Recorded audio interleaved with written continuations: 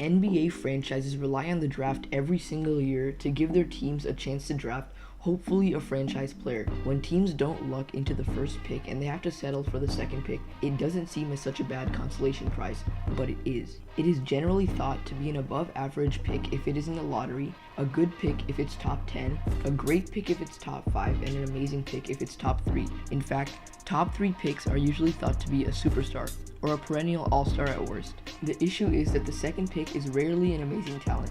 Since 1984, only 11 of the 29 second picks, yes, 29, because in this video, we will only be going through to the 2012 draft because players from 2013 onwards have not had enough time to prove themselves yet.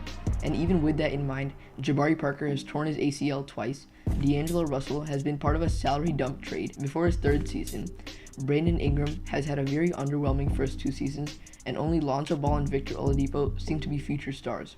Anyway, since 1984, only 11 of the 29 second picks have been All-Stars, and 5 of those players have made the All-Star team only once.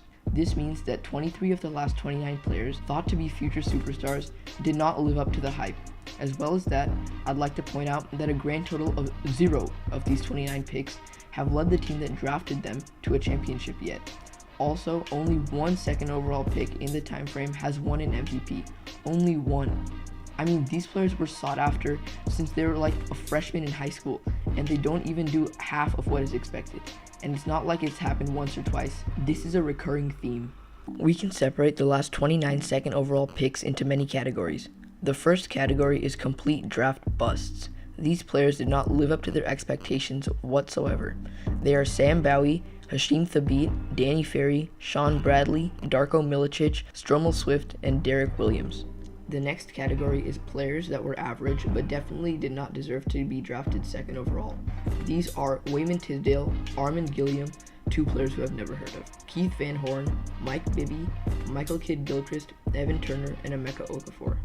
Third, we have the players whose best individual accomplishment in their career was being an all-star. These guys include Rick Smits, Kenny Anderson, Antonio McDyess, Marcus Camby, Tyson Chandler, and Steve Francis.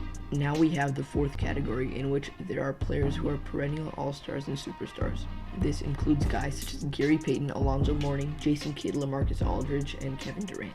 And finally, we have the guys who could not prove themselves because of an injury or death. In Jay Williams' case, he hurt himself in a terrible motorcycle accident, and in Len Bias's case, in which he had a fatal cocaine overdose. So, in conclusion, just remember, in future drafts, if your team gets the second pick, you may want to have second thoughts before rejoicing over a player who will most likely not perform to his expectations.